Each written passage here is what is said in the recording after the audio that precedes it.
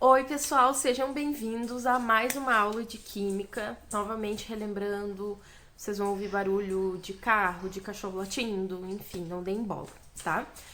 Hoje nós vamos falar sobre mais um dos conteúdos que vocês já fizeram atividades, mas que nós não tivemos a aula presencial, que é das propriedades da matéria. Então, vem comigo! Hoje vocês não vão ficar me vendo muito, vocês vão mais me ouvir, tá? Então, nós vamos começar a trabalhar as propriedades da matéria.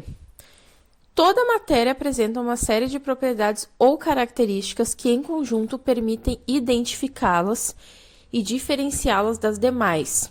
Elas são divididas em dois tipos, as gerais e as específicas. As propriedades gerais são aquelas que vão ser incomum em qualquer tipo de matéria, tá? Começando pela massa, que é a medida da quantidade de matéria de um corpo. A massa geralmente vai ser medida em miligrama, grama, quilograma ou tonelada, tá? Essas são as unidades de medida mais comuns da massa. Volume é a propriedade que a matéria tem de ocupar lugar no espaço, e ela é medida em litro, mililitro, centímetro cúbico, metro cúbico ou decímetro cúbico. Essa imagem que eu coloquei, a primeira, que é a da balança, representa a massa. Lembrem, eu já falei isso em aula. Toda vez que a gente sobe numa balança, nós estamos medindo a nossa massa, não o nosso peso. O peso é outra coisa que tem a ver com gravidade, tá? Nós que falamos errado. E o volume é o que está ali naquela jarra, tá bom? E assim, geralmente nós vamos notar uma coisa. Tem lá 2 litros de refrigerante. Se eu tirar esses 2 litros de refrigerante e botar numa bacia, não vai deixar de ter 2 litros, desde que caiba na bacia, né? A diferença é que as coisas líquidas, elas tomam a forma do recipiente em que a gente coloca elas. Tem que lembrar disso também, tá? Impenetrabilidade são 2 corpos que não podem ocupar ao mesmo tempo o mesmo lugar no espaço. E aí eu coloquei de exemplo esse copo, que ele foi colocado dentro da água com um papel dentro dele. Vocês até podem fazer esse experimento se vocês quiserem. O ar que está dentro do copo, quando a gente coloca o copo dentro da água, esse ar ele vai ficar todo lá próximo do papel, impedindo que a água entre e molhe este papel. Então, nós consideramos este um caso de impenetrabilidade, porque 2 corpos não ocupam o mesmo espaço ao mesmo tempo. Se tem ar ali dentro, ele não vai se misturar com a água, ok? Elasticidade é a propriedade que a matéria tem de retornar sua forma inicial, uma vez cessada a força que causa a compressão. Então, eu coloquei o exemplo dessa mola, quando a gente estica e a mola volta ao normal. Mas a gente pode usar de exemplo uma esponja nova de cozinha, quando a gente compra, que a gente aperta ela e quando solta, ela volta à forma original. Aquelas borrachinhas amarelas bem famosas, que geralmente o pessoal usa para amarrar dinheiro, aquelas borrachinhas também. Enfim, elasticidade é essa propriedade. Compressibilidade é a propriedade que a matéria tem de reduzir seu volume quando submetida a certas pressões. O melhor exemplo para isso é quando a gente pega uma seringa e aperta ela com o dedo na ponta. Dentro dessa seringa tem uma quantidade de gases dentro, né, de ar, e quando a gente aperta, a gente vê que nós não conseguimos empurrar o êmbolo, que a gente chama, da seringa até a ponta, né? Tem algo que fica pressionando, né? O que está pressionando? É o ar que foi comprimido até o seu extremo. Ele não aguenta ser comprimido mais do que aquilo, tá? Então, ele sofreu uma compressibilidade. Divisibilidade é a propriedade que a matéria possui de ser dividida em partes cada vez menores, sem alterar a sua constituição. Então, por exemplo, se nós pegarmos uma rocha bem grande e formos cortando ela, quebrando até chegar em rochas pequenininhas, ou seja, pedrinhas, ela não vai deixar de ter a constituição da rocha original. Ela só ficou em tamanhos menores.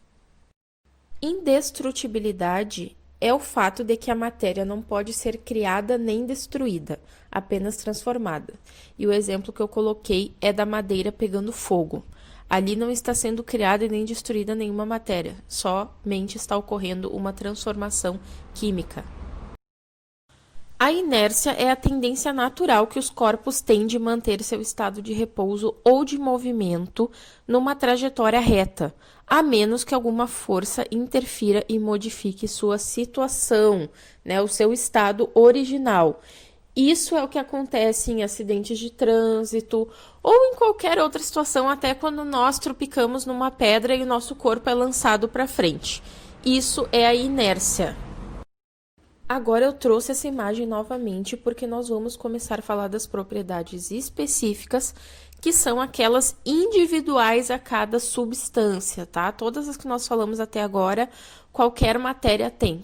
Por exemplo, nosso corpo é uma matéria e nosso corpo tem todas aquelas propriedades gerais. Mas as propriedades específicas, obviamente, vão ser específicas de cada substância. O olfato é algo que traz odor característico, agradável ou desagradável. Eu coloquei essa imagem com a pessoa cheirando uma flor, que seria então um odor agradável. Mas, por exemplo, sulfeto de hidrogênio tem cheiro de ovo podre, é um cheiro ruim. E a água tem cheiro nenhum, ela é inodora, né? Então, temos esses exemplos. A visão é bem simples, né, pessoal? É o que nos faz enxergar as cores. Então, por exemplo, o iodo, quando ele está na fase sólida, ele é cinza. E quando ele está na fase gasosa, ele é violeta, tá? Isso é um exemplo qualquer. Mas é óbvio, qualquer coisa na tua volta que tu enxergar a cor é graças à visão. O paladar, então, é o que faz com que a gente consiga identificar os sabores. Por exemplo, sacarose tem sabor doce, cloreto de sódio tem sabor salgado, o chimarrão tem o sabor amargo, o caju tem o sabor adstringente, que é o mesmo gosto da banana verde, que é aquele sabor que amarra a boca, né? Então, nós vamos aí ter diversos sabores que a nossa língua consegue identificar. O tato é tudo aquilo que a nossa pele toca e consegue sentir, né? Geralmente, nós conseguimos identificar coisas em pó, em grãos, em blocos, ou uma superfície lisa, rugosa, áspera, enfim. Um exemplo é o aço, que pode ser encontrado na forma de blocos lisos ou compactos. Outro exemplo, a areia, que normalmente é granulada e áspera. Essa imagem vocês estão vendo um nenê que está tocando em alguns objetos coloridos. E a infância é esse momento, né, que os bebês eles têm muito essa curiosidade, eles tocam em tudo, eles colocam na boca, isso é natural. Eles têm essa curiosidade e eles usam o tato para entender as formas e as coisas que estão na volta deles. A audição, então, ela nos traz o som que acompanha determinados fenômenos físicos e químicos dos materiais. Por exemplo, um comprimido efervescente produz aquele som característico, né, quando joga na água. O som que uma folha de papel produz ao ser amassada. Eita, que tá passando um caminhão aqui na rua. A explosão de um dinamite produz um som ensurdecedor. Quando a gente abre uma latinha de refrigerante, faz aquele som, né? Então, todos esses são exemplos de coisas que a nossa audição é capaz de captar. Bom, pessoal, essa foi a nossa aula de propriedades da matéria. Para quem não lembrar o que são fenômenos químicos e físicos, voltem na última aula que eu fiz sobre isso, tá? Eu espero que vocês tenham gostado, eu deixei esse resuminho aí para vocês. Tudo de bom, um beijão e tchau!